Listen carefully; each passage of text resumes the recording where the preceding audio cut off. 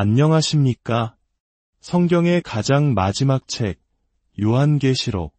많은 이들에게 두려움과 혼란의 책으로 알려져 있지만 사실은 우리를 향한 하나님의 마지막 사랑의 편지이자 모든 역사의 완성을 보여주는 위대한 희망의 선포입니다. 오늘 우리는 이 신비로운 예언의 책, 그 첫 장으로 들어가 그 속에 감춰진 놀라운 비밀의 문을 함께 열어보고자 합니다. 본격적인 이야기에 앞서 잠시 시간을 내어 이 채널을 구독하고 좋아요를 눌러주신다면 하나님의 은혜로운 말씀이 더 많은 분들께 퍼져나가는 데 큰 힘이 됩니다.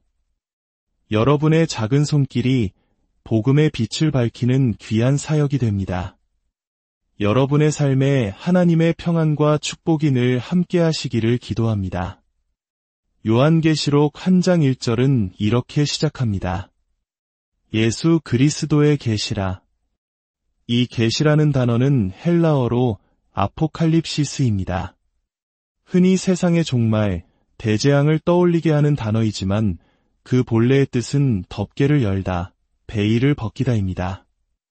즉, 요한계시록은 무서운 재앙의 목록이 아니라 이제껏 가려져 있던 예수 그리스도의 참된 모습, 그분의 영광과 권능의 베일을 벗겨 우리에게 똑똑히 보여주는 책이라는 뜻입니다.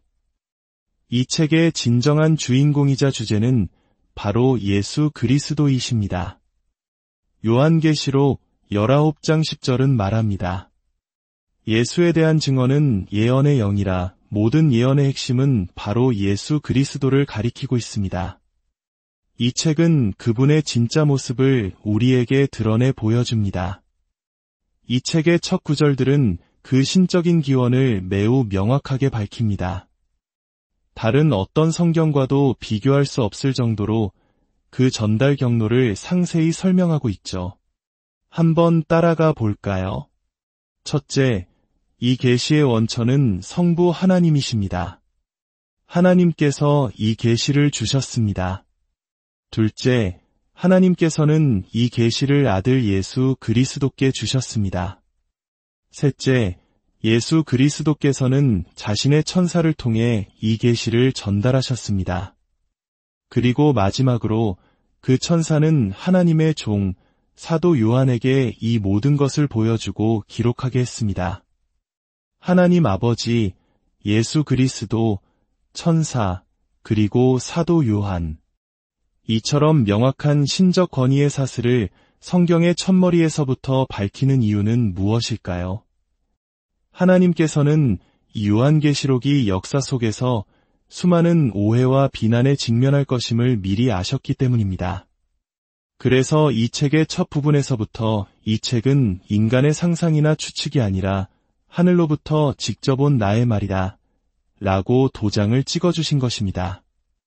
실제로 교회 역사 속에서 요한계시록은 가장 많이 공격받고 외면당한 책 중 하나였습니다. 심지어 초기 교회의 어떤 이들은 이 책을 성경에 포함시켜서는 안 된다고 주장하기까지 했습니다. 16세기 종교개혁을 이끌었던 위대한 인물들, 마르틴 루터나 장 칼뱅 같은 분들조차도 요한계시록의 예언을 깊이 다루지는 않았습니다. 그분들은 당시 무너졌던 오직 믿음으로 말미암는 구원이라는 핵심 진리를 다시 세우는 데 집중해야 했습니다. 그것이 그 시대에 하나님께서 맡기신 사명이었습니다. 그렇다면 왜 그들은 예언을 깊이 연구하지 않았을까요? 그럴 필요가 없었기 때문입니다. 아직 외연의 때가 이르지 않았기 때문입니다. 이것은 이미 구약의 다니엘서를 통해 예고된 일이었습니다. 다니엘서 12장 4절을 보면 천사가 다니엘에게 놀라운 미래의 일들을 보여준 뒤 이렇게 말합니다. 다니엘아, 마지막 때까지 이 말을 간수하고 이 글을 봉함하라. 여기서 봉함하라는 말은 히브리어 원어의 의미를 더 깊이 살펴보면 마치 오늘날 우리가 컴퓨터 파일을 암호화하는 것처럼 암호화해두라는 뜻에 가깝습니다. 예언의 말씀은 존재하지만 그 의미가 완전히 해독되지 못하도록 마치 암호처럼 잠겨있을 것이라는 의미입니다. 언제까지요? 바로 마지막 때까지입니다. 다니엘조차도 자신이들은 예언의 의미를 온전히 깨닫지 못했습니다. 9절에서 천사는 다시 한번 강조합니다. 다니엘아 갈지어다 이 말은 마지막 때까지 간수하고 봉함할 것임이니라. 마르틴 루터나 장 칼뱅이 예언을 문자 그대로 해석하지 않았다고 해서 예언이 중요하지 않은 것이 아닙니다. 그때는 아직 하나님께서 정하신 때가 아니었던 것입니다. 예언의 암호가 풀리도록 허락된 시간이 아니었습니다. 하지만 시간이 흘러 19세기, 그리고 20세기에 들어서면서 상황은 급격히 바뀌기 시작합니다. 잠들어 있던 예언의 책이 서서히 열리기 시작한 것입니다. 특히 1948년 성경의 예언대로 이스라엘이라는 나라가 기적적으로 재건되면서 전 세계적으로 성경 예언에 대한 관심이 폭발적으로 증가했습니다. 그것은 마치 잠자고 있던 교회를 깨우는 거대한 알람 소리와도 같았습니다. 하나님께서 예언의 책에 걸어두셨던 암호를 해제하기 시작하신 것입니다. 하나님께서는 마지막 때를 살아가는 우리 세대가 이 예언을 쉽게 이해할 수 있도록 특별한 은혜를 베푸셨습니다. 과거 신학자들만 이해할 수 있었던 복잡한 예언들을 평범한 사람들의 눈높이에서 이해할 수 있도록 돕는 사역자들이 일어나기 시작했습니다. 이 예언의 말씀은 성경에 관심 없던 사람들, 심지어 하나님을 비웃던 이들의 마음까지 사로잡는 강력한 복음의 도구가 되었습니다. 그렇다면 이토록 오랫동안 암호처럼 잠겨있던 요한계시록을 해독하는 결정적인 열쇠는 무엇일까요? 그 해답은 놀랍게도 요한계시록 한 장 안에 이미 기록되어 있었습니다. 다시 한 장 2절을 자세히 보겠습니다. 요한은 하나님의 말씀과 예수 그리스도의 증거 곧 자기가 본 것을 다 증언하였느니라. 요한이 세 가지를 증언했다고 말합니다. 첫째, 하나님의 말씀. 둘째, 예수 그리스도의 증거. 그리고 셋째, 자기가 본 모든 것. 바로 이 세 번째 구절, 자기가 본 것이 바로 요한계시록을 여는 마스터키입니다. 여기서 보다라는 헬라어 단어 이도는 단순히 무언가를 상상하거나 환상을 봤다는 뜻이 아닙니다. 이 단어의 핵심 의미는 실제로 눈으로 목격함으로써 얻는 인식입니다. 즉, 요한은 미래에 일어날 일들을 직접 눈으로 본 목격자였던 것입니다. 여기서 우리는 놀라운 진실과 마주하게 됩니다. 1세기를 살았던 사람인 요한이 어떻게 아직 일어나지도 않은 미래의 사건들을 실제로 볼 수 있었을까요? 시간을 창조하신 하나님께는 불가능이 없습니다. 하나님께서는 사도 요한을 미래의 시간 속으로 데려가 앞으로 일어날 일들을 마치 한 편의 영화처럼 생생하게 직접 목격하게 하신 것입니다. 시간 여행을 시키신 것이죠.